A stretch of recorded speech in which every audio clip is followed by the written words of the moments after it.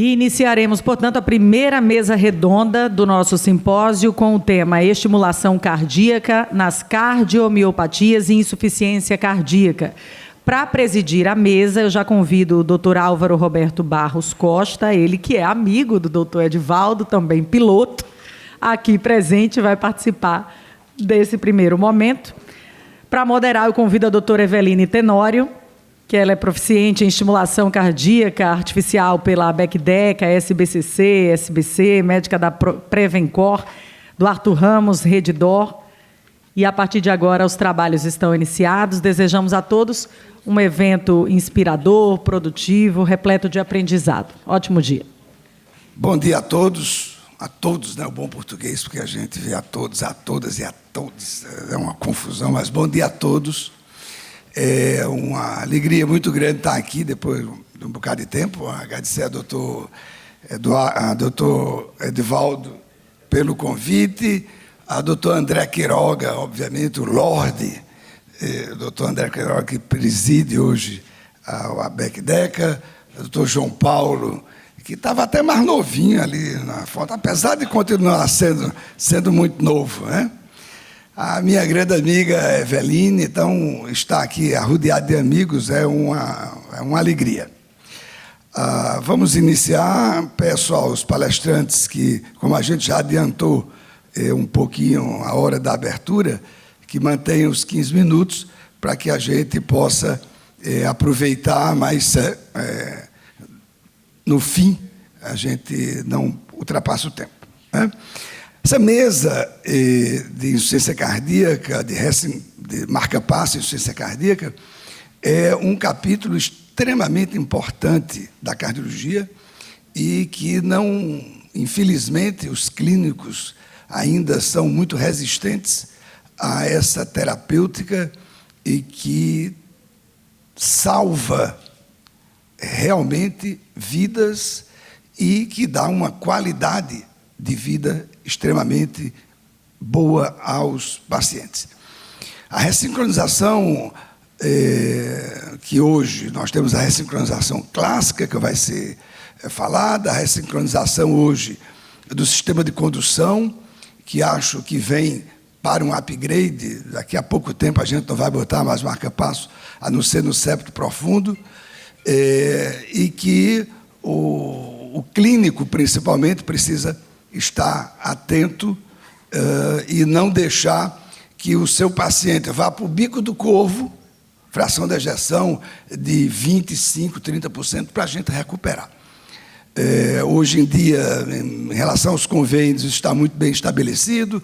O SUS ainda, não sei, aqui na Paraíba, aqui em Alagoas e lá na Paraíba, como eles estão tendo a oportunidade de fazer esse tipo de procedimento. No Rio Grande do Norte nós não podemos, pela portaria 210, então o SUS só é feito a ressincronização e o desfibrilador apenas no hospital universitário, e realmente isso é um atraso muito grande.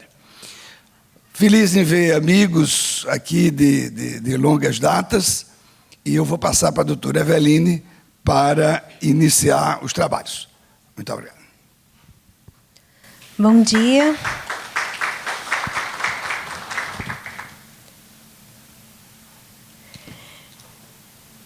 Eu quero convidar para proferir o tema a importância da estimulação cardíaca no paciente portador de cardiomiopatias e insuficiência cardíaca. O que o clínico precisa saber? Dr. André Avelino de Queiroga. Repetindo o breve currículo: presidente da ABEC-DECA biênio 2024-2025, doutor em medicina cardiovascular pela Universidade de Birmingham, Reino Unido, área de atuação em estimulação cardíaca eletrônica implantável, ABEC-DECA, área de atuação em eletrofisiologia invasiva, SOBRAC, título de especialista em cardiologia, Associação Médica Brasileira. Doutor André, o senhor dispõe de 15 minutos. 15 minutos foi meio cruel, né? A gente tinha 1h30, né, para falar, né? Bom, então, Vamos falar da importância da estimulação cardíaca no paciente portador de cardiomiopatias e, consequentemente, insuficiência cardíaca. Então, por que da necessidade de ter mais opções terapêuticas para o tratamento do paciente com insuficiência cardíaca? A gente sabe que o tratamento farmacológico, que é o pilar inicial para tratar o paciente com insuficiência cardíaca, não é isento de problemas, né? Existe a polifarmácia, todo ano sai uma droga nova com diminuição de mortalidade, de hospitalização por insuficiência cardíaca, e essa droga é automaticamente adicionada ao bulário do paciente. Obrigado. Ao bulário do paciente. De forma que o paciente fica com um pergaminho de remédios para tomar e fica cada vez mais difícil. Essas drogas não são isentas de efeitos colaterais. Nem sempre resolve esse esquema terapêutico. E aonde vamos parar? Então, se a gente olhar nas diretrizes da Sociedade Europeia de Cardiologia, o paciente já começa com um receituário padrão de 4 ou 5 drogas, né? Um inibidor de enzima conversora, um beta-bloqueador, um antagonista da aldosterona e as glifosinas, que foram adicionadas como padrão hoje no receituário de paciente com insuficiência cardíaca. Isso sem contar num diurético de alça, que certamente esses pacientes vão tomar também. Então, o que acontece é isso, coitado do paciente, né? Um coquetel molotov que ele tem que tomar, nem sempre aguenta, né?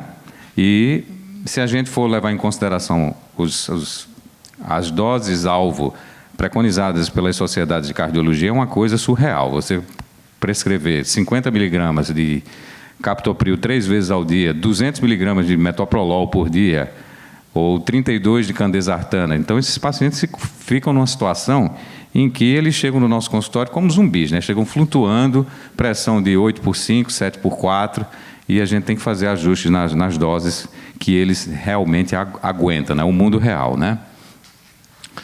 Então, por que precisamos de mais opções também? Do outro lado da cadeia terapêutica, a gente tem um transplante que é limitado pelo número de doadores escasso, os problemas com a imunossupressão, que a gente já conhece, além de ser um tratamento extremamente invasivo.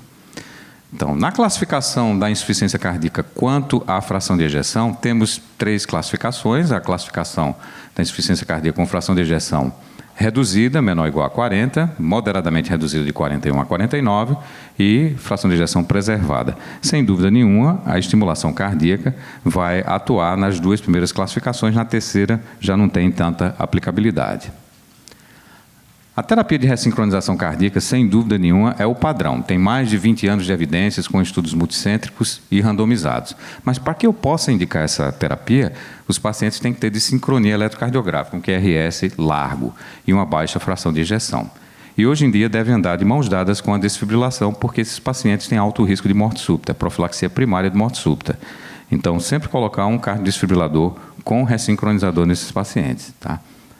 O pioneiro foi o francês Serge Cazot, que publicou em 2021 a primeira série, e naquela época mostrou-se apenas, o início da terapia, né, mudança nos scores de qualidade de vida e na distância caminhada em 6 minutos, mas já foi o início.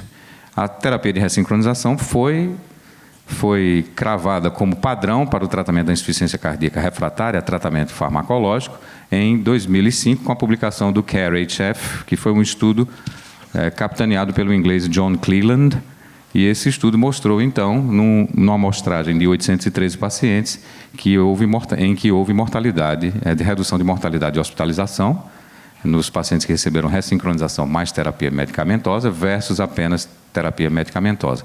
E também foi o primeiro estudo que mostrou redução de mortalidade total.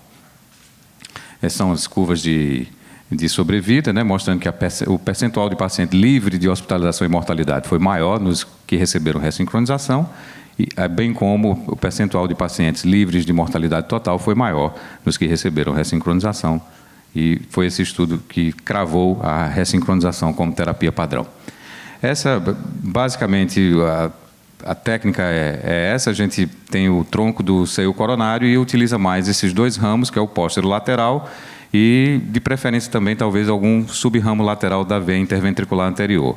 Mas essas 3 veias são as mais utilizadas no implante. Às vezes, a gente usa o que pode, né? Então, aí, mostrando o póstero lateral. Esse é um implante bem antigo, mas um vídeo bom, e esse aí não vai tocar, né? Que bom, que legal. Então, esse aí é o resultado final mostrando os 2 eletrodos ventriculares, e o atrial era para ter um videozinho, não tocou, infelizmente. Esse eletro é deste paciente, um eletro bem largo, 160 milissegundos, e ao final da ressincronização ele ficou desta forma. São pacientes nossos, são diapositivos bem antigos. Então, baseado nesses resultados, a terapia de ressincronização, de acordo com uma das diretrizes publicada o ano passado, mostra que os pacientes que têm insuficiência cardíaca com fração de ejeção reduzida, QRS maior ou igual a 150, classe 1 para ressincronização, e maior ou igual a 130, entre 130 e 149, classe 2A. Tá?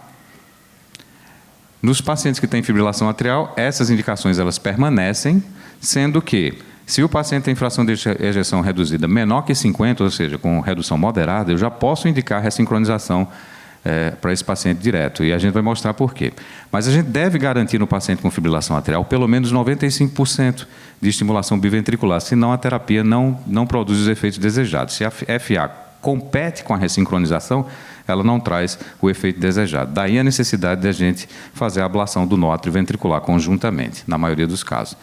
Então, esse corte menor que 50 foi devido ao estudo de Michele e Brignoli, que foi publicado em 2022, o APATH-CRT, que mostrou que os pacientes que foram randomizados para ablação mais implante de ressincronizador com terapia farmacológica convencional versus apenas terapia farmacológica convencional tiveram redução de mortalidade total e também do desfecho hospitalização mais mortalidade total. E esse efeito foi mantido, quer a fração de ejeção fosse menor ou igual a 35 e maior que 35. Era uma população que, no geral, tinha uma média de fração de ejeção de 44%, moderadamente reduzida. Mas isso elevou a barra da indicação nesses pacientes com fibrilação atrial. Também devemos considerar a ressincronização nos pacientes que já têm marcapasso convencional com mais de 40% de estimulação ventricular direita e que desenvolveram uma cardiomiopatia da estimulação convencional. A estimulação convencional ela promove dissincronia.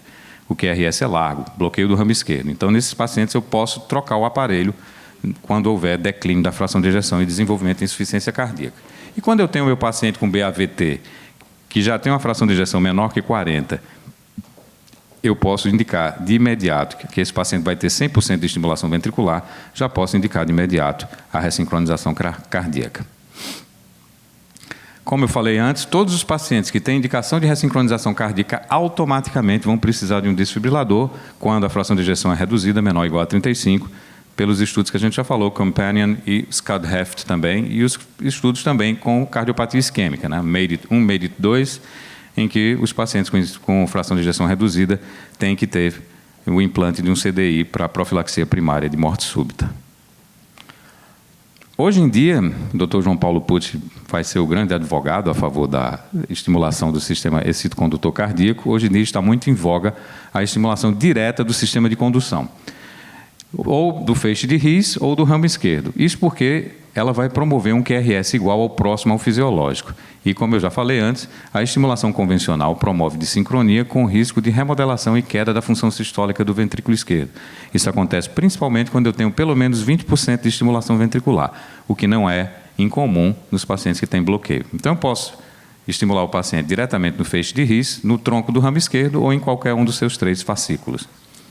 Isso aqui é um eletro com estimulação do ramo esquerdo, que é o que está mais em voga hoje, mostra com as suas características, né? Um discreto bloqueio do ramo direito em V1 e um eixo superior, mostrando que eu estou provavelmente pegando mais embaixo no septo, daí esse eixo dessa forma. E um QRS bem estreito, bem mais fisiológico do que uma estimulação direta do ventrículo direito. Vamos ver se toca, né? Ah, vai tocar. Esse é um exemplo de um caso nosso, tá? A bainha de entrega do eletrodo. Ali a gente injetou o contraste para contrastar o septo interventricular no seu aspecto direito e a posição final do eletrodo, contraste de novo mostrando que ele cruzou o septo, tá? E a gente estimulando diretamente o ramo esquerdo. Por que da necessidade de se estimular o ramo esquerdo? Já se mostrou em estudos observacionais que os pacientes submetidos à estimulação ventricular direita, em longo prazo, se eles têm pelo menos 20% de estimulação do ventrículo direito, eles têm uma taxa de 12,5% mais ou menos de desenvolvimento de cardiomiopatia induzida por estimulação convencional, o que vai trazer problemas consequentes para esses pacientes. E também em estudos observacionais, este cientista e médico americano, o Vijay Araman, que é uma das principais autoridades em estimulação do sistema de condução, já comparou estimulação rissiana com estimulação convencional do ventrículo direito e mostrou que, tendo estimulação do ventrículo direito maior que 20% na estimulação convencional, eu vou ter mais hospitalizações por insuficiência cardíaca e mais desenvolvimento dessa variável composta, que é mortalidade, hospitalização por insuficiência cardíaca ou necessidade de upgrade para estimulação biventricular. Os mesmos resultados foram obtidos com estimulação do ramo esquerdo comparado com a estimulação convencional, mas são estudos observacionais, embora com um número até considerável de pacientes, 700 nesse caso, 800 no outro.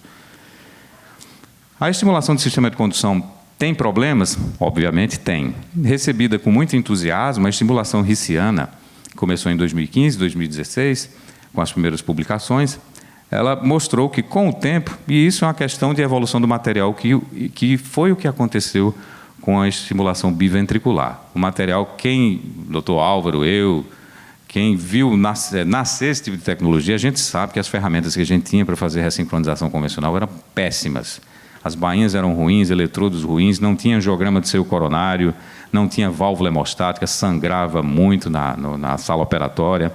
Era uma coisa horrorosa. E a terapia de ressincronização convencional, ela passou pelo crivo do tempo e o material hoje é muito melhor. A gente se sente muito mais confortável fazendo isso. Então, o problema da estimulação rissiana é que ela começou a ser feita com um eletrodo e com bainhas que foram desenhadas para a estimulação alternativa do átrio direito na prevenção de fibrilação atrial. Então, utilizou-se esse material para fazer estimulação do feixe de His. E isso gerou problema. Além do que, são ferramentas macroscópicas para você acertar uma estrutura microscópica. Então, houve um grande número de revisões do eletrodo, altos limiares, deslocamento do eletrodo, isso oscilando de 7,5% até 13%, que não é de se deixar passar, porque alguns desses pacientes eram dependentes. E aí, como é que fica? Em relação ao ramo esquerdo, parece que a estimulação do ramo esquerdo, sem dúvida nenhuma, ela traz menos problemas. Anedoticamente, eu não tenho tido problema, o Dr. João Paulo Pucci concorda com isso, mas não existem ainda dados de longo prazo sobre a segurança de se extrair um eletrodo, porventura, no septo interventricular, e também sobre essas tensões que o eletrodo convencional que está sendo usado para isso sofre na penetração profunda do septo. Dados sobre a extração só existem com eletrodos implantados até 36 meses. E é necessário que a gente tenha mais, embora esses eletrodos tenham teste de resistência feitos em laboratório, mas a gente precisa de mais tempo para ver em longo prazo a segurança disso. Ferramentas novas estão saindo, isso deve melhorar. O próprio estudo, o Registro Europeu de Estimulação do Ramo Esquerdo, o MELUS, mostra que, se você olhar direitinho, o sucesso de implante ali, do lado direito do diapositivo, quando o paciente tem um coração remodelado, eu posso ter um insucesso de até 18%. Isso é alto. E nos pacientes sem remodelação, o sucesso é melhor, em torno de 92,4%. Tá? Eu coloquei esse diapositivo, nem ia colocar, mas só para fazer uma crítica em relação às diretrizes publicadas no ano passado, nacionais, de estimulação cardíaca, que colocam como classe 2A a indicação do marca-passo.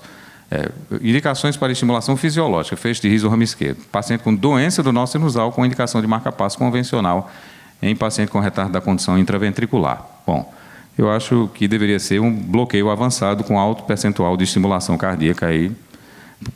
Isso aí seria só uma indicação para tratamento de bradiarritmia. Ninguém está falando nem de fração de ejeção. Então, se é para evitar o desenvolvimento de insuficiência cardíaca, eu acho que o BAV avançado é que deveria estar aqui, não doença do nó sinusal. Tá? As diretrizes americanas foram publicadas também ano passado, eu acho bem mais sensatas. Elas, se você pegar lá em cima, pacientes com indicação para terapia de marca-passo, se ele vai ter uma estimulação ventricular substancial e tem uma fração de ejeção moderadamente reduzida, classe 2A para ressincronização ou para estimulação do sistema de condução. E se tem uma fração de ejeção maior que 50, já é considerado classe 2B, eu tenho uma estimulação mais fisiológica. Tendo em mente que, se eu for fazer estimulação rissiana, pelos problemas que ela já teve, colocar um eletrodo de backup no ventrículo direito. Tá? Comparações diretas de ressincronização com estimulação biventricular existem em pequenas séries, que mostram, na fração de ejeção existe um incremento um pouco melhor na estimulação do sistema de condução e também na cosmética do QRS, mas no que tange a endpoints mais robustos, como mortalidade, hospitalização por insuficiência cardíaca, até hoje, nessas pequenas séries observacionais, não houve grandes diferenças. Então, na indicação só para insuficiência cardíaca, se eu pegar a indicação usual, a diretriz americana ainda é bem a favor da ressincronização. Se eu tenho bloqueio do ramo esquerdo, fração de ejeção menor que 35% e um QRS largo, a ressincronização cardíaca será classe 1A. E ele coloca a estimulação do sistema de condução apenas como 2B. Nos upgrades também, ressincronização convencional seria 1A e 2B do sistema de condução apenas quando houver não resposta à terapia de ressincronização convencional. Tá? A terapia de acordo com as nossas diretrizes, ela pode ser usada como a estimulação do sistema excito-condutor, pode ser usada como alternativa à ressincronização cardíaca nos BAV. Essa é a grande indicação hoje em dia, nos BAVs avançados e fração de ejeção moderadamente reduzida, menor que 50%. É razoável a estimulação fisiológica para... Doutor André, tem 4 minutos ainda. Está aqui, o cronômetro está aqui. Está aqui, eu estou com o cronômetro na minha frente. E aí eu tinha 20 minutos, tá? Vamos lá. Calma. Vocês estão... Quem está... Certo? Então, na redução moderada da fração de ejeção, para impedir que essa fração de ejeção diminua mais ainda e que haja desenvolvimento de ICC, eu posso utilizar a estimulação do sistema excito-condutor e também quando a terapia de ressincronização convencional não funcionar. Estou perto de terminar, bem pertinho. Vou terminar no tempo. Eu queria falar para vocês aqui sobre essa tecnologia nova. A modulação de contratilidade cardíaca é rápido.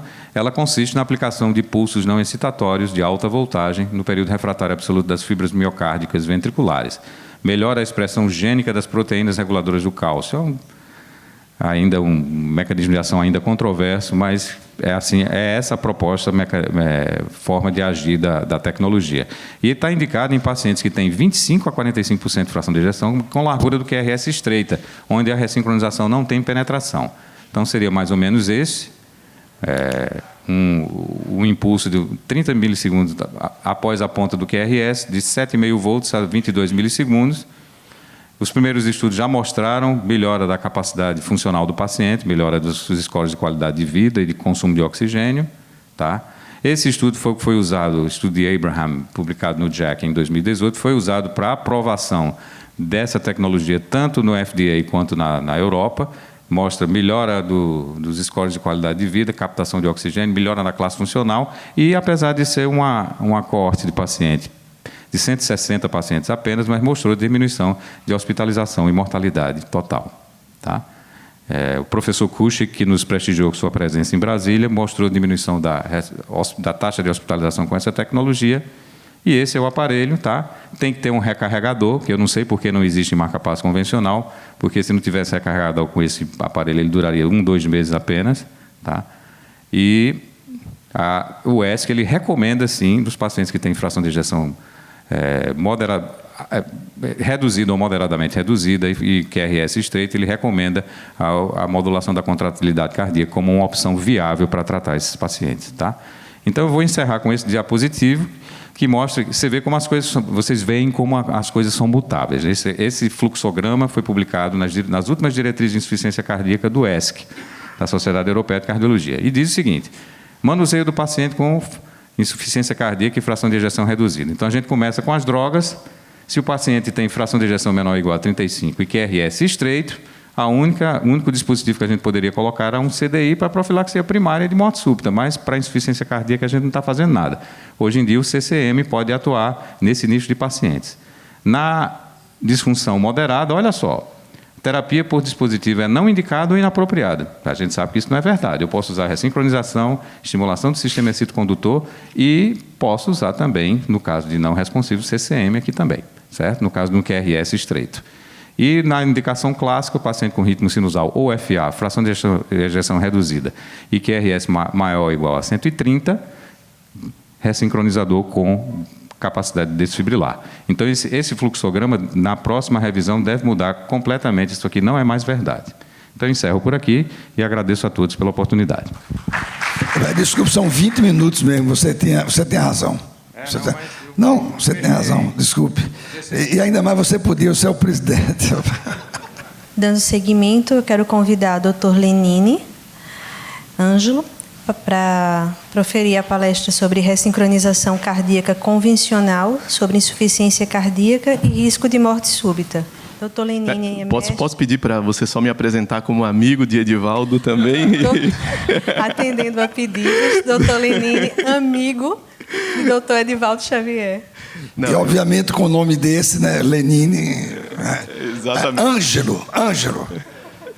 Mas eu queria dizer que a minha esposa me chama de Anjinho, sou eu. Ele é o Ângelo, mas eu sou o Anjinho. Vamos lá, doutor. Eu não vou dizer como minha esposa me chama, não, porque eu vou deixá-lo constrangido. Deus está vendo, viu? Deus está vendo. Bom dia a todos. É um prazer estar aqui, né, e participando dessa atividade com vocês. Realmente, acho que o próprio Álvaro e o André, eles deram uma introdução muito clara sobre a ressincronização cardíaca e alguns problemas que a gente já tem, né?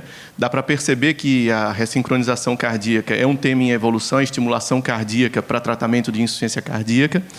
E, para mim, ficou a ideia de falar sobre ressincronização cardíaca, sobre insuficiência cardíaca e morte súbita. Eu não possuo conflitos de interesse para essa apresentação e gostaria de dizer o seguinte, que espero que vocês consigam revisar princípios e conceitos da terapia de ressincronização cardíaca convencional, boa parte disso já foi comentada aqui, e a importância da ressincronização cardíaca no tratamento da insuficiência cardíaca com fração de ejeção reduzida, e descrever como isso impacta na redução do risco de morte súbita. Só para que todos fiquem na mesma página, a gente tem, por definição, que o bloqueio de ramo esquerdo é qualquer situação em que o QRS tem uma duração maior que 120 milissegundos, uma onda R larga e entalhada nas derivações D1, AVL, V5 e V6, e ondas R em RS, R minúsculo, S maiúsculo, em V1. Tá? Isso é um critério para bloqueio de ramo esquerdo, essa figurinha vocês já viram, mas só para entender que a estimulação fisiológica é uma estimulação que objetiva estimular o sistema de condução convencional, que a terapia de ressincronização cardíaca, acho que ficou baixinho, mas talvez dê para vocês verem, é uma terapia de estimulação do ventrículo esquerdo e do ventrículo direito, que procura restaurar a sincronização ventricular, geralmente com estimulação biventricular. Nessa circunstância, a gente tem 2 eletrodos estimulando um do lado direito e um do lado esquerdo. A estimulação substancial do ventrículo direito já foi comentada aqui. Quando ela é maior que 20% a 40%, pode causar uma cardiomiopatia induzida por estimulação. E, em algumas situações, tanto a estimulação, seja a estimulação convencional, seja o próprio bloqueio de ramo esquerdo, eles terminam por levar a uma insuficiência cardíaca. E, por último, a resposta à insuficiência cardíaca, a terapia de ressincronização cardíaca, é a reversão da insuficiência cardíaca, evitar a progressão do remodelamento para melhorar o quadro clínico do paciente. É sabido desde 1983 que bloqueios de ramo, em especial bloqueio de ramo esquerdo, quanto maior a duração do QRS, quanto maior o bloqueio, mais associado a um pior prognóstico. E essa aqui é uma curva de mortalidade ao longo dos dias em pacientes portadores de bloqueio de ramo esquerdo. É importante a gente entender que esse bloqueio de ramo esquerdo, seja ele próprio ou seja ele estimulado, faz com que... Isso aqui eu não quero que vocês aprendam ecocardiografia, não, mas é só um gráfico para vocês entenderem a situação dos estágios de evolução de insuficiência cardíaca. E aqui a gente tem o momento de fechamento da válvula mitral, abertura da válvula aórtica, fechamento da válvula aórtica e abertura da válvula mitral. E isso aqui é o movimento na parede dos ventrículos, e à medida que a insuficiência cardíaca vai piorando, que o bloqueio de ramo esquerdo vai piorando, essa capacidade de contração muscular ela vai reduzindo. Ao tempo em que a gente tem uma situação em que a gente tem um débito cardíaco que promove todo um movimento de todas as paredes ventriculares, e à medida que a gente evolui para a insuficiência cardíaca, a gente perde a capacidade de movimentação dessas paredes. Esse é o mecanismo de evolução da insuficiência cardíaca, resultando em queda da fração de ejeção, piora do quadro clínico e aumento da mortalidade. Então, qual seria o racional da terapia de ressincronização cardíaca? Estimular átrios e ventrículos de forma sincronizada e estimular ambos os ventrículos também de forma sincronizada, né? E o conceito por trás disso, isso aqui é um paciente com estimulação cardíaca biventricular, e observe que antes de a gente acionar o sistema, a gente percebe tanto o eletrodo que está no ventrículo esquerdo quanto o eletrodo que está no ventrículo direito dançando de forma assincrônica. Tá? Esse é o movimento de dissincronia. O objetivo desse slide é mostrar exatamente essa dissincronia entre o ventrículo direito e o ventrículo esquerdo no momento da contração. Então, esses aqui são os estudos que fundamentaram o que a gente sabe sobre ressincronização cardíaca e risco de morte súbita. Foram mais de 13 mil pacientes em todos esses estudos. E o que esses estudos terminaram mostrando? Uma redução de mortalidade, uma redução nas internações por insuficiência cardíaca, uma melhora da função cardíaca e uma melhora da qualidade de vida. Então, tudo o que a gente quer para um paciente doente. Tá? Quem tem um paciente com insuficiência cardíaca sabe o que é a gravidade desse paciente e qual é a qualidade de vida. O André já comentou muito bem quem é o paciente que mais se beneficia. Geralmente, pacientes mais sintomáticos, classe 2 a classe 4. Geralmente, pacientes que têm QRS maior que 120 milissegundos. Menos que isso não tem benefício. Na verdade, menor que 130 milissegundos, o benefício é questionável. Especialmente se eles tiverem um QRS largo com bloqueio de ramo esquerdo. Esses pacientes, eles devem e podem estar em terapia medicamentosa otimizada. Esses pacientes devem ser avaliados para indicação de desfibrilador associado ou não. André já deu um comentário sobre isso, né? A maioria dos pacientes tem algum grau de indicação para cardioversores desfibriladores, mas o objetivo de tudo isso é reduzir morbimortalidade. Esse daqui é um estudo que serve para mostrar para vocês como é que é a evolução de um paciente após o implante de um ressincronizador, e várias coisas podem acontecer. Esse paciente pode piorar, geralmente isso acontece quando a indicação é mal realizada. Quer dizer, um paciente que a gente indica para ressincronização cardíaca, que não tem indicação de ressincronização cardíaca, ele tende a piorar. Essa aqui é a curva de evolução natural dele, quando ele não coloca o aparelho ressincronizador. Esse aqui é o tipo de resposta que ele tem quando ele apresenta algum grau de resposta de melhora clínica. Desculpa.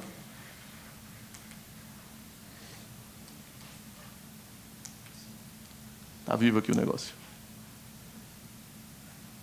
E a gente tem também os pacientes que são super respondedores, aqueles pacientes que, quando a gente faz, eles chegam para a gente com quadro de insuficiência cardíaca, com indicação formal para ressincronização cardíaca, e a gente faz o implante do ressincronizador e, de repente, ele sai de uma fração de ejeção de 30% e normaliza a fração de ejeção. Esses pacientes super respondedores, eles têm características particulares. E quais são os pacientes que mais se beneficiam da indicação de ressincronização cardíaca nesse estudo que a gente publicou, que a gente demonstrou aqui?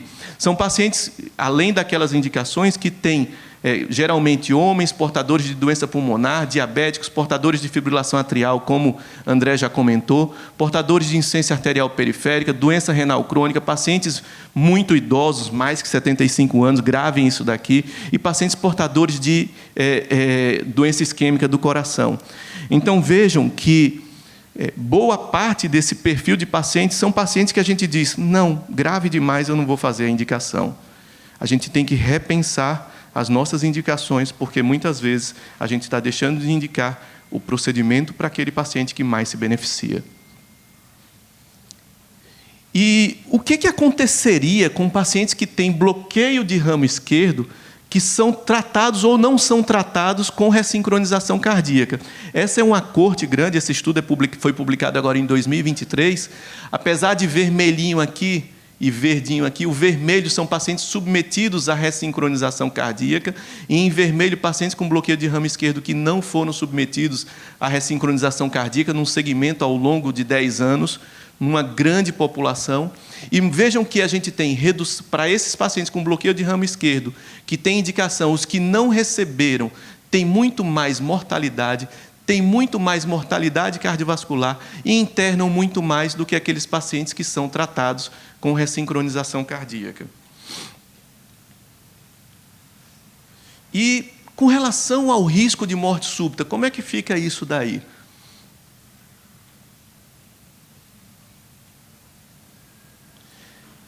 Esse aqui é um estudo com mais uma meta-análise, com uma revisão sistemática com mais de 53 estudos que engloba pacientes que são de estudos observacionais e de estudos randomizados e controlados, com mais de 22 mil pacientes e mais de 60 mil pacientes anos seguidos. E o que esse estudo mostra? Que a redução do risco de morte súbita ao longo dos anos acontece para todos eles. Isso daqui é um gráfico mostrando a redução do risco de morte súbita ao longo dos anos com a terapia de ressincronização cardíaca.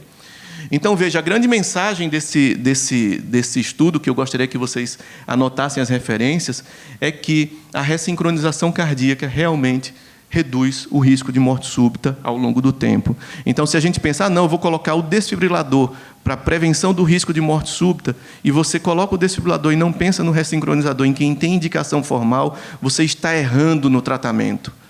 Então, não, eu vou fazer um procedimento mais simples, que é a indicação do desfibrilador e não do ressincronizador. Você está errando. Quando você quer prevenir risco de morte súbita, você tem que pensar em ressincronização cardíaca.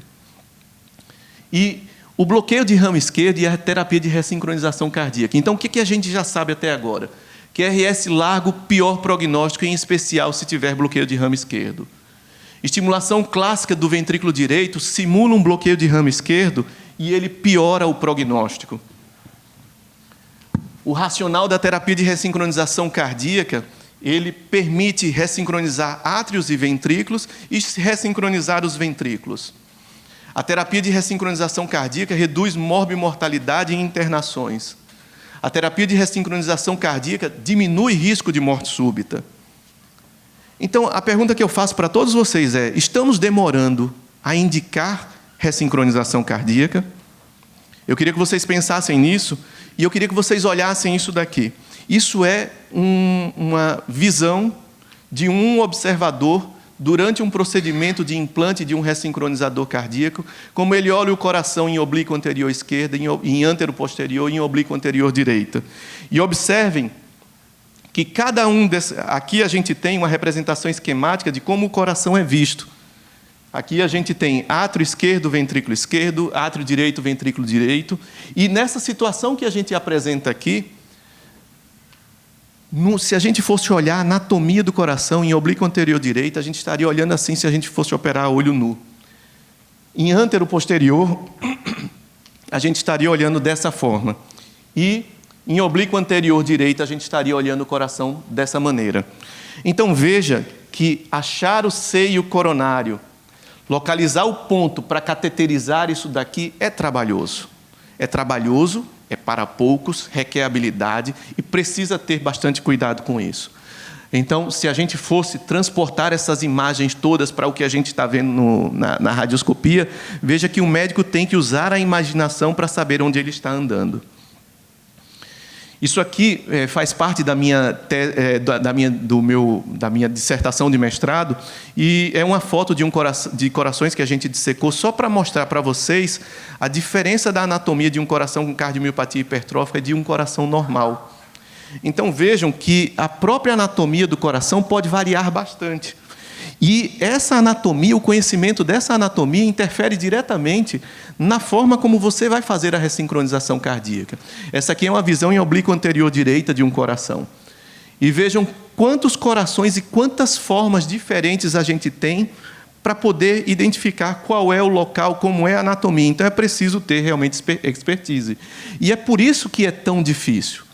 E, nesse contexto, talvez a gente esteja indicando ressincronização cardíaca, porque, primeiro, a gente não tem conhecimento da indicação. Segundo, a gente acha que o procedimento é mais difícil.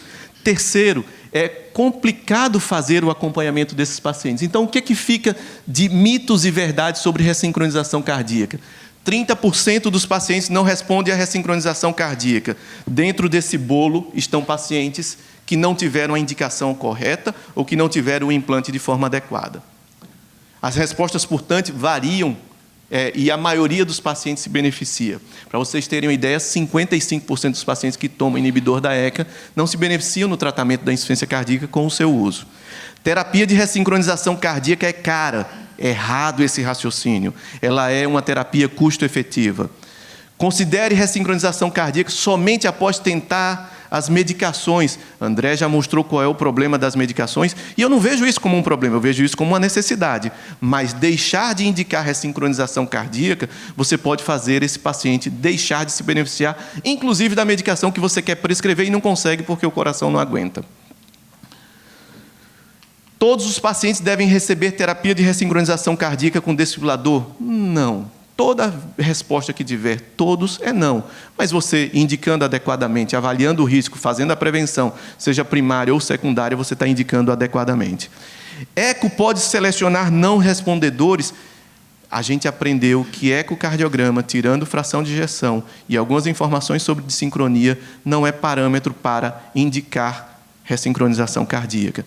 Então, a gente tem o ecocardiograma como uma super ferramenta para auxílio do tratamento, mas não para selecionar quais são os pacientes não respondedores. E, por último, os médicos sabem quando encaminhar para ressincronização? A gente precisa educar, e é por isso que a gente está aqui agora, tá bom? Eu volto à pergunta, estamos demorando a indicar, e eu quero mostrar esse senhorzinho aqui. João Mendes, hoje ele não está mais conosco. João Mendes faleceu aos 104 anos e 7 meses. Ele foi o primeiro paciente que eu operei de ressincronização cardíaca em João Pessoa quando eu cheguei no começo mais ou menos em 2010, 2011. Esse paciente era classe funcional 4 quando eu o conheci. Ele era grave demais e ele estava em insuficiência cardíaca muito crítica.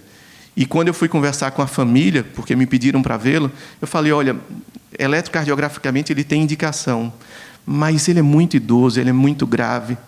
E aí, eu falando para a família, ele virou para mim e falou, doutor, eu cuido da minha saúde, e deixa eu lhe dizer, eu não tenho mais vida e eu já vivi bastante. Então, se o senhor puder fazer o que for preciso, eu estou preparado para tudo.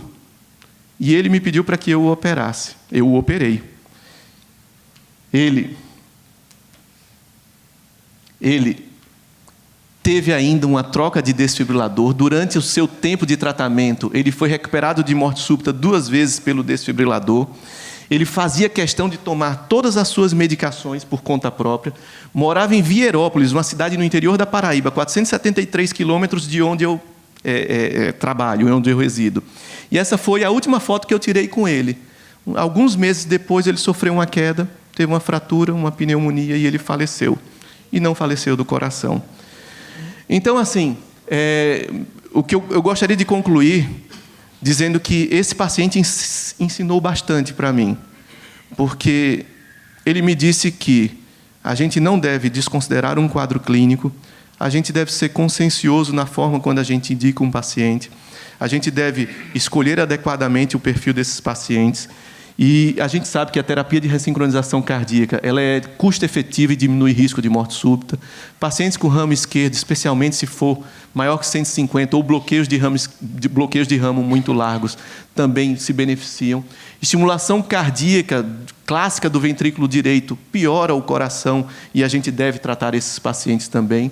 A ressincronização cardíaca tem um racional perfeito, e alguma coisa tem que ser muito melhor que ela, e o João Paulo vai discutir sobre uma alternativa que está surgindo para isso, né?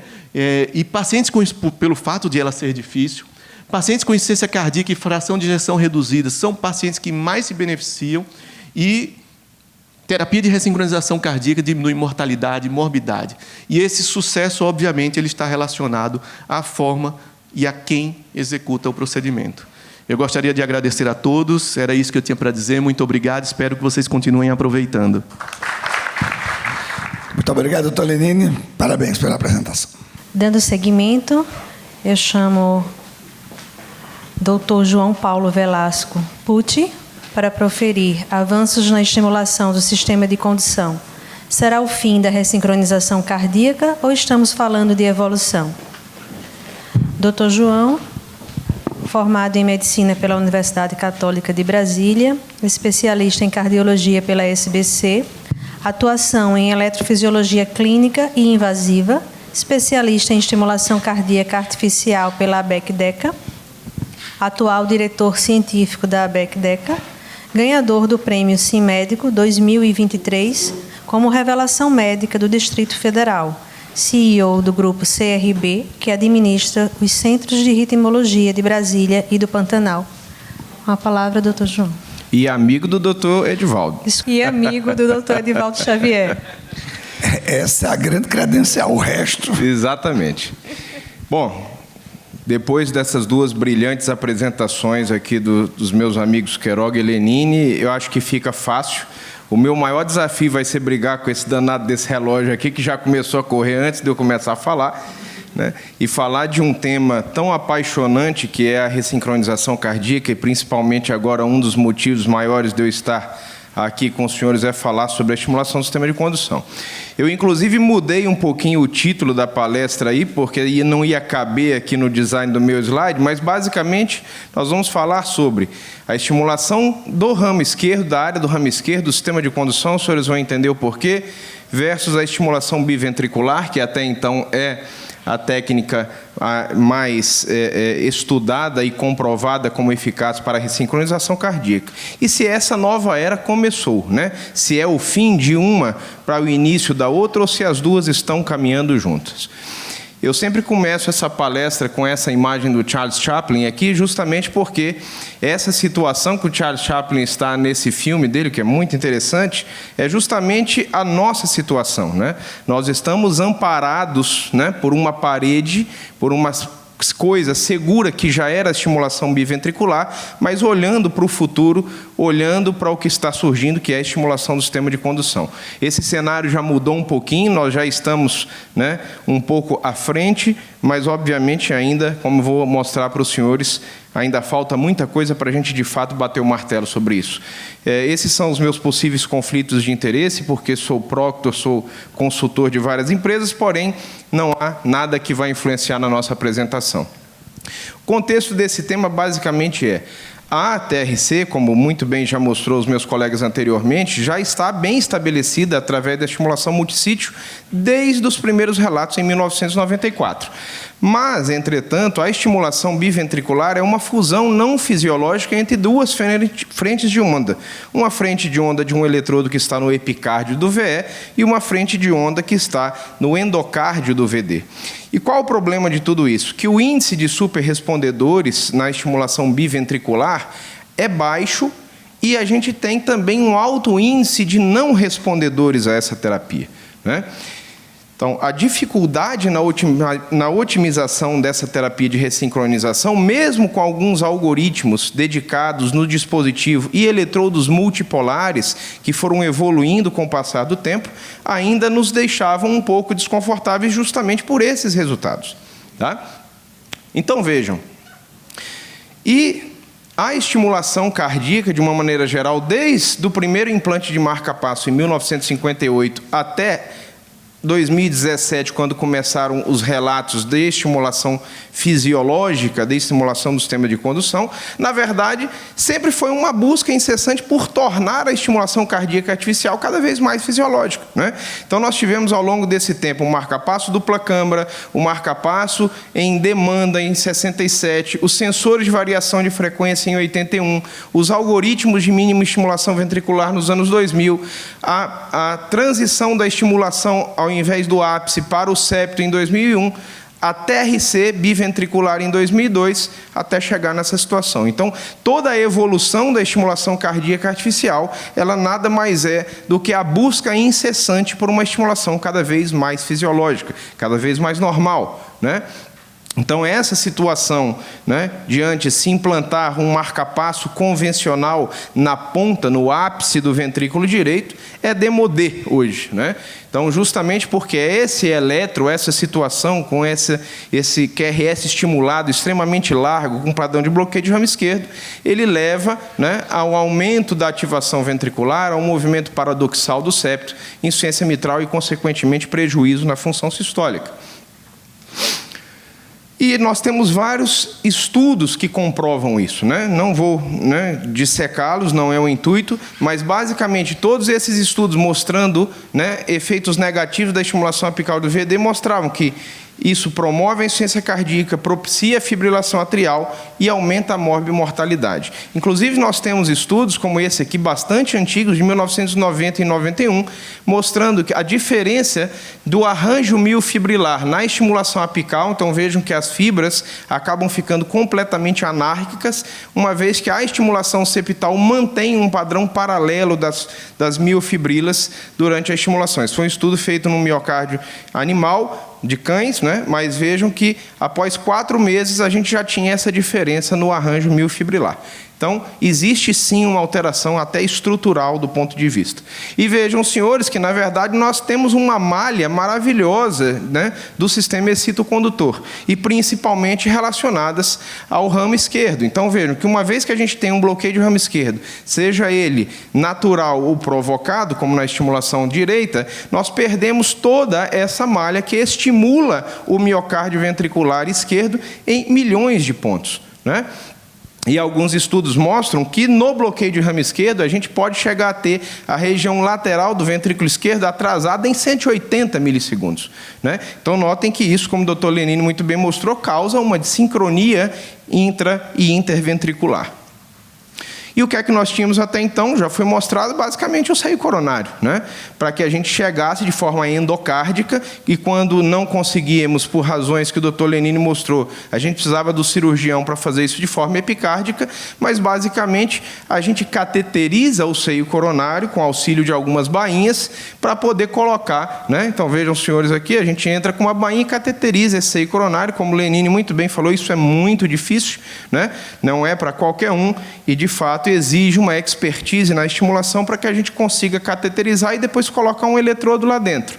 Vou passar rápido porque a gente tem pouco tempo, mas basicamente, então notem os senhores que esse eletrodo está lá no epicárdio, depois de cateterizado o seio, né? Aqui ainda era um eletrodo provisório, mas basicamente para mostrar que, na verdade, o que nós temos na ressincronização é uma fusão de 2 frentes de onda, de um eletrodo que está no epicárdio do VE com um eletrodo que está no endocárdio do VD.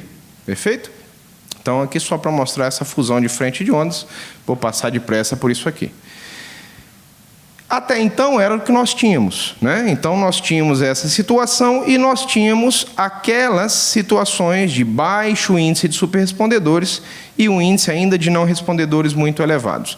E essa foi a grande pergunta. Então, como que a terapia de ressincronização cardíaca poderia ser mais efetiva utilizando áreas alternativas da estimulação, né? Esse slide já mostrei. Então, como é que a gente pode recrutar, de fato, todas essas fibras de Purkinje de uma maneira mais efetiva? Então, foi aí que passou-se a estimular o sistema de condução. Essa técnica foi descrita por Huang em 2000, ela começou efetivamente em 2015, 2012 já se tinha uma ideia, mas em 2017 as coisas mudaram, porque esse eletrodo começou-se a não mais estimular só o feixe de His e passou-se a estimular a área do ramo esquerdo. Mas por que isso? Porque, teoricamente, a condição fisiológica ideal é quando a gente aborda o fio, o sistema de condução, né?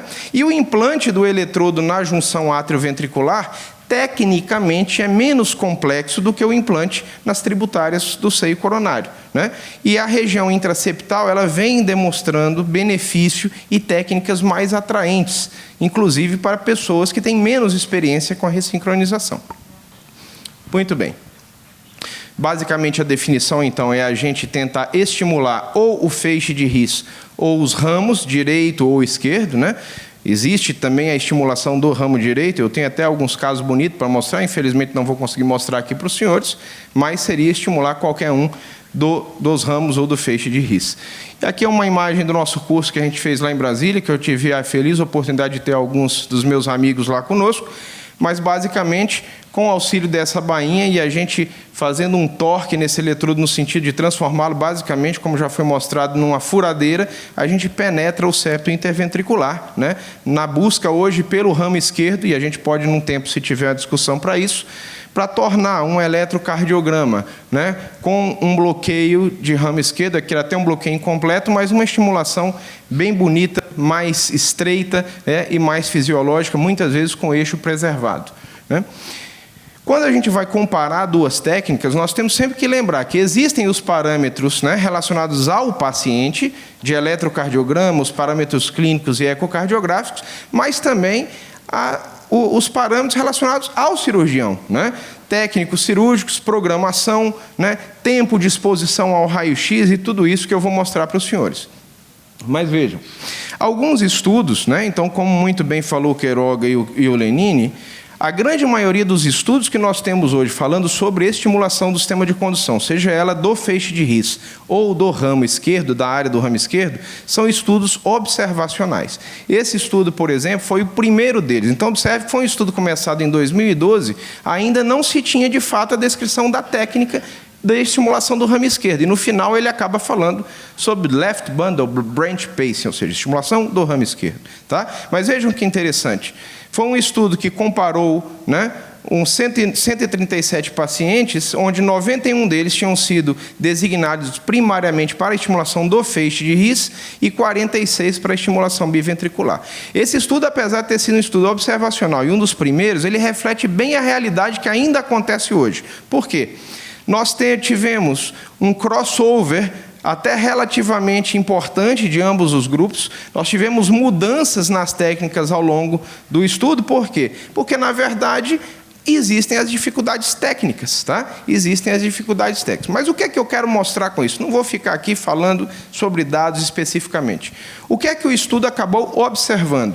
Que todas as situações onde nós tínhamos, eu não sei se os senhores estão conseguindo ver aqui por conta do púlpito, mas todas as situações que estavam relacionadas à estimulação do sistema de condução, His, ramo esquerdo, ou mesmo a fusão dos batimentos relacionados à estimulação do sistema de condução, foram melhores no quesito QRS estimulado. Então vejam que a diferença entre o QRS intrínseco para o biventricular foi muito inferior em relação a todas as situações que nós tínhamos, sejam elas de fusão ou da estimulação do sistema de condução.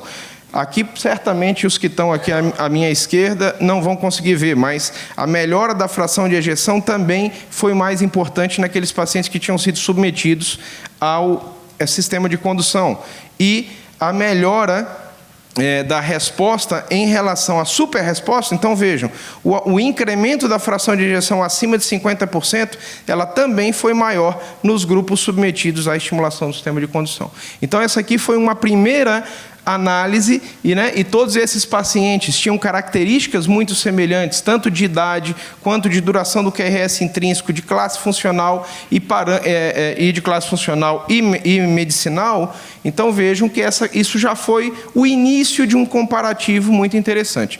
E quando nós fomos para a característica do procedimento, vejam que a estimulação do sistema de condução, e principalmente ao ramo esquerdo, que foi incluído no decorrer do estudo, a gente já tinha tempo menor de implante de fluoroscopia, que para nós que ficamos expostos ao raio-x isso é muito importante, limiares muito semelhantes à estimulação convencional, né, do endocárdio do VD, favoráveis ao sistema de condução, tanto na linha de base quanto um ano de follow-up, né, logo após o implante quanto um ano de follow-up, e a amplitude, mostrando que, ao longo prazo, a sensibilidade desses eletrodos implantados no sistema de condução, com exceção do RIS, e por isso a estimulação do RIS veio perdendo força ao longo do tempo, mas a área do ramo esquerdo permanecia muito semelhante à estimulação endocárdica do VD.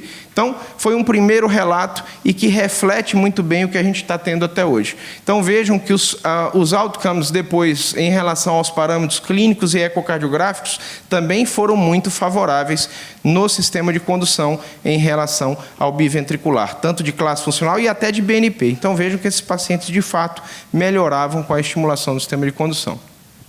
Esse foi um outro trabalho também observacional, que veja a descrição do título desse trabalho. Remarkable Response, ou seja, o autor já ficou impressionado com a capacidade que a estimulação no grupo submetido à estimulação do ramo esquerdo, né, em relação à biventricular, tinha tido uma expressiva melhora, um expressivo encurtamento do QRS. Então, também um estudo observacional, mas mostrou que provavelmente a superresposta relacionada ao sistema de condução seria melhor do que no grupo biventricular. Então, observem os gráficos, né?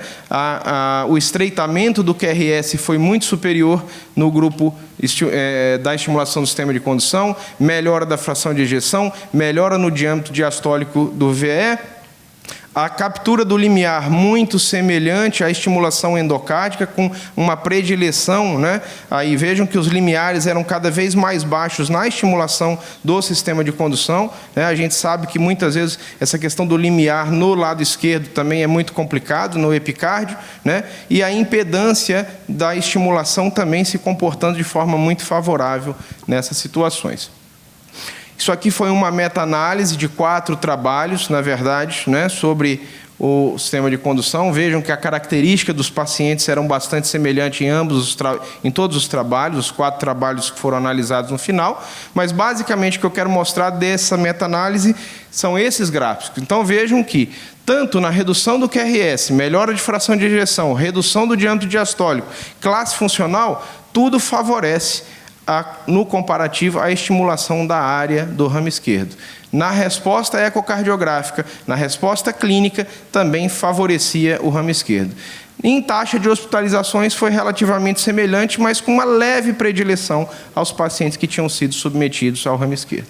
Esse é o resultado de um estudo colaborativo, né, de um grupo que, inclusive, faz parte desse trabalho, o Alexander Dalforno, lá do Sul, um grande amigo e que está encabeçando aí o estudo PhysioSync, que nós estamos ansiosos. Agora, acho que em dezembro vai abrir o resultado, e aí a gente vai começar a ter um estudo multicêntrico em que vários centros aqui do Brasil estão participando. Um estudo nacional, né, na verdade, em que vários hospitais aqui do Brasil estão participando e que nós vamos conseguir ver aí já um estudo randomizado comparando as 2 técnicas. Mas o que é que esse estudo foi importante?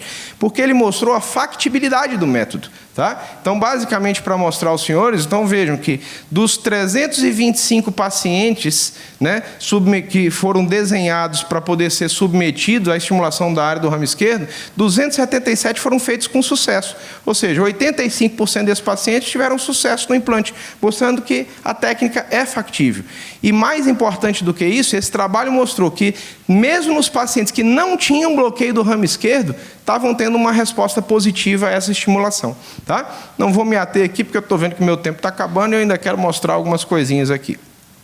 Esse trabalho também é observacional, então vejam, senhores, que mostrou que não tinha uma diferença significante entre as superrespostas nos 2 grupos. Então, começou a aparecer algo diferente, já falando sobre não inferioridade. E esse, sim, foi o primeiro estudo randomizado em relação às 2 técnicas, comparando a técnica biventricular, né, com a estimulação do ramo esquerdo. Ainda com um N muito pequeno, então vejam, foram 20 pacientes de cada grupo, né? Houve um crossover, percebam que houve um crossover maior do grupo de BIV, né? Foi o dobro, né? Um dobro pequeno, mas foi o dobro. 4 pacientes cruzaram do BIV para o ramo esquerdo, só 2 cruzaram do ramo esquerdo para o ramo direito, e na descrição do trabalho, justamente foi a dificuldade técnica, anatômica, não tinha veia favorável, ou tinha limiar. A gente sabe que às vezes a estimulação frênica ocorre aqui no epicárdio, e isso dificulta muito o implante. Mas percebam que, em relação à melhora da fração de ejeção em relação à base, foi maior no grupo submetido à estimulação do sistema de condução. Vejam as curvas que logo no início a gente já tinha uma diferenciação favorecendo o grupo que tinha sido submetido à estimulação, tanto na análise de intention to treat quanto na análise per protocol, que esses pacientes que de fato que tinham sido submetidos à estimulação do sistema de condução tinham melhores respostas, né? Melhora no diâmetro sistólico, melhora de BNP, duração do QRS, né? E a taxa de resposta também. Então vejam, senhores, que a tendência de se haver uma super resposta, um incremento da fração de ejeção cada vez maior, é mais favorável ao sistema de condução. Tenho mais 2 minutinhos aqui, basicamente, mas vejam esse trabalho, sim, que é o Level ATAF, que eu considero esse trabalho muito legal. Então, vejam porque, ainda com um N pequeno, mas foi um trabalho randomizado, mas por que é que ele mostrou?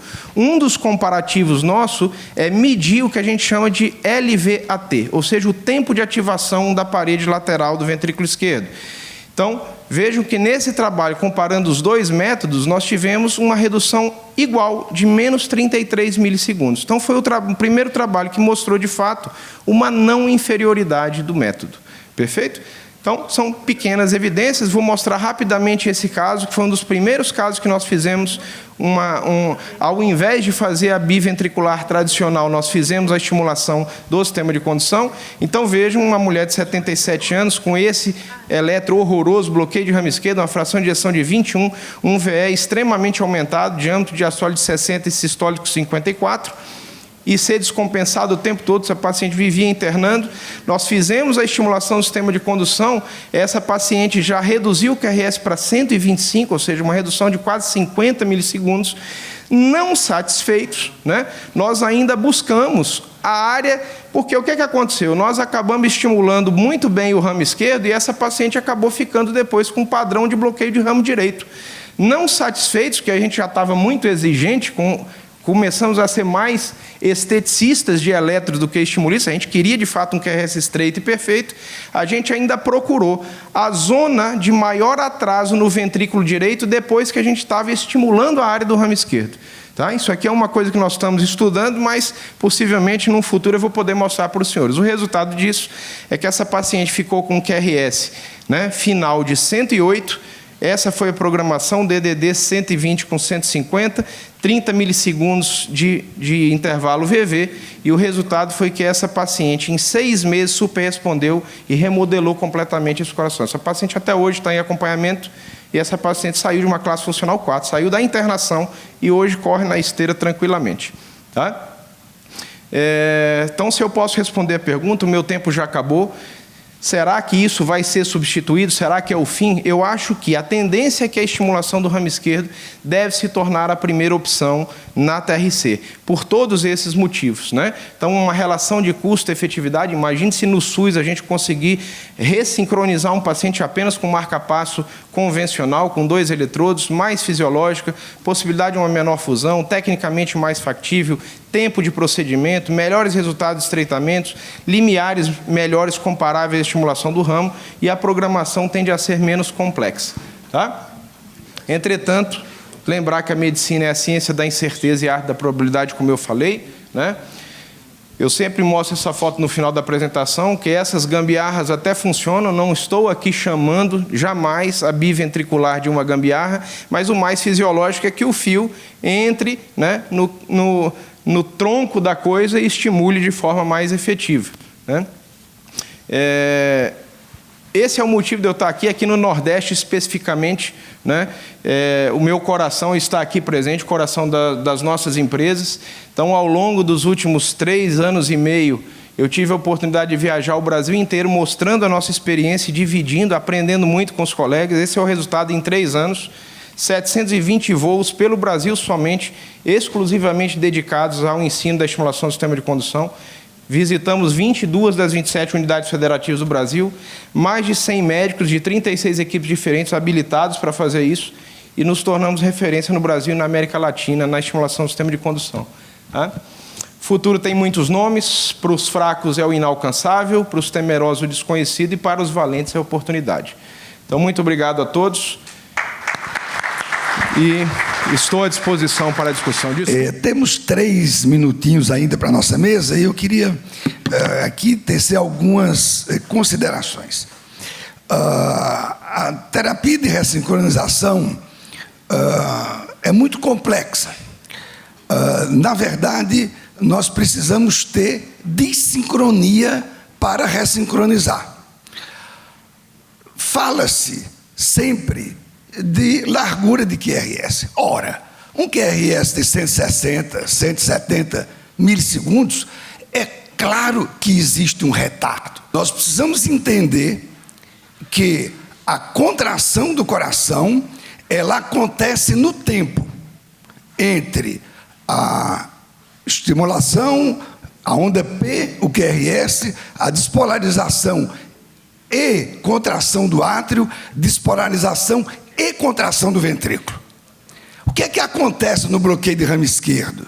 É que a contração do ventrículo esquerdo avança em direção ao fechamento da válvula aórtica.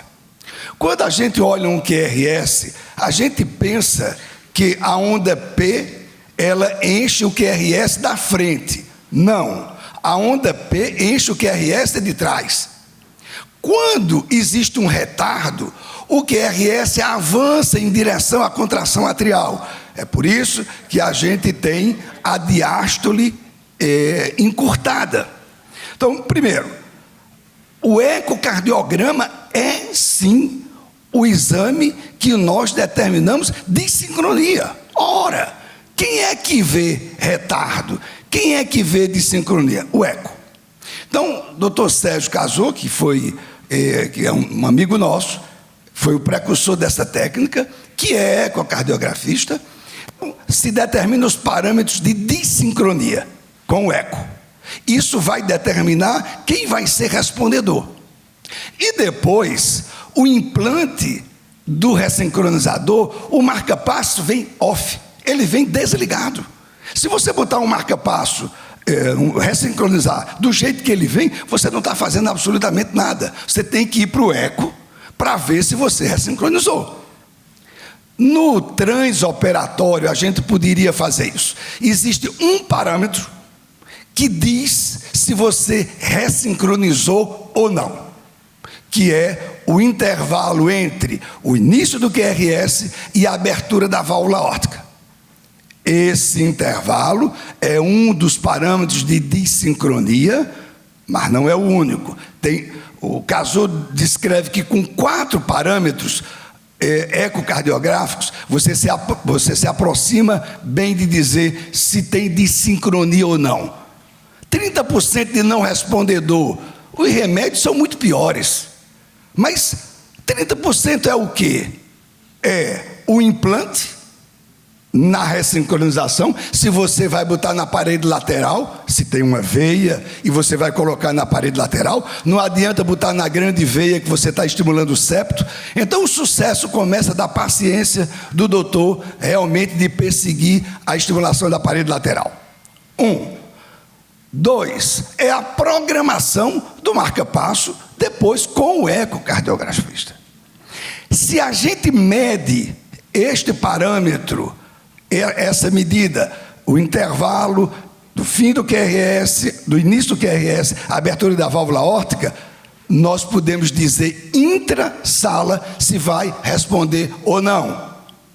E aí nós podemos, com o eletrodo do ventrículo direito, porque o eletrodo do ventrículo esquerdo, a gente não tem muita opção. Mas no ventrículo direito a gente tem opção de procurar estreitar esse intervalo. A outra coisa é que muitas vezes no ecocardiograma a gente ressincroniza QRS lindo, estreito, só que você ressincroniza o QRS é estreito, mas a parede lateral do ventrículo esquerdo está tudo alinhado, mas fechando, se contraindo depois do fechamento da válvula aórtica. Chama de overlap. Olha que desastre! Você bota o ressincronizador e acelera a morte do doente. Por quê? Porque você organizou tudo, mas no tempo a contração vai acontecer depois do fechamento da válvula aórtica. Toda ressincronização, ela consiste em pegar o ventrículo esquerdo e adiantar no tempo. Então, nós precisamos entender que se eu não adianto, se eu não trago esse ventrículo esquerdo no tempo, porque ele está se contraindo de forma retardada, nós não ressincronizamos. Eu sou um entusiasta também da estimulação septal, e que tivemos o prazer de ter o Dr. João Paulo em Natal, que nos ensinou a programar, ou a implantar. Só que tem muitas dificuldades. Quando você tem uma miocardiopatia dilatada do coração, um jabuti, encontrar esse ramo esquerdo aí é uma tarefa difícil. Depois, eu admito que eu só faço, nessa terapêutica, tratar o bloqueio do ramo esquerdo. Mas a dissincronia é só bloqueio de ramo esquerdo? Não. A dissincronia é intraventricular. Você pode capturar o ramo esquerdo e o Purkinje está doente. E aí o que é que você fez? Não fez muita coisa. Então, eu acho, temos um caminho muito grande a seguir.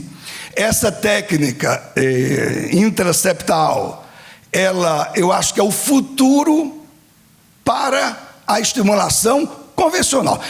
A gente botava na ponta, hein, João? Na ponta é uma catástrofe. Hoje, a gente implanta no septo, mas do lado endocárdico. Melhorou um pouco. Agora, a gente vai colocar uma estimulação fisiológica para indicação clássica de marca-passo, para que eu não corra no bloqueio de ramo direito, o bloqueio de ramo direito implantado, e vá fazer a dissincronio-miopatia. Então, o que é que o ventrículo, como o doutor João Paulo mostrou, o que é que acontece com a estimulação do ventrículo direito? Dissincronio-miopatia. Ou seja, e o bloqueio de ramo esquerdo também, como não há uma despolarização ordenada do ventrículo esquerdo no bloqueio, porque passa do direito para o esquerdo, músculo a músculo, por isso que o QRS é largo. Por que o QRS é largo? Porque o tempo é grande. Porque o tempo é grande, é por isso que ele é largo. Então, para fechar, a minha opinião é a seguinte: a estimulação septal, ela é fantástica, ela resolve parte do problema da ressincronização, mas se tiver bloqueio de ramo esquerdo. Se não tiver bloqueio de ramo esquerdo, eu estou fazendo o quê?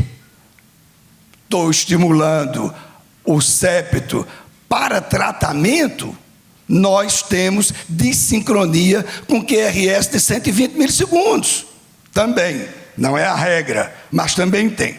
Então, a técnica, ela é excelente. Temos muito a progredir ainda. Acho que nós vamos estar falando do fim da estimulação endocárdica do ventrículo direito. Eu acho que daí para frente nós vamos implantar só os eletrodos em posição septal. Para a ressincronização é preciso ter paciência de botar o eletrodo no lugar certo, é preciso ter critério e entender o que está fazendo, que na maioria das vezes a gente não entende o que está acontecendo. Na programação, por exemplo, do marca-passo, a gente pode fazer o intervalo VV, puxar ainda mais o ventrículo esquerdo na frente do ventrículo direito. Então tem muita coisa ainda acontecendo, tem muita coisa que a gente faz por programação, mas é incutir na cabeça do clínico, pelo amor de Deus, não vamos condenar os pacientes ao balance beba só. A ressincronização, ela é efetiva, bem indicada, é uma maravilha. Muito obrigado.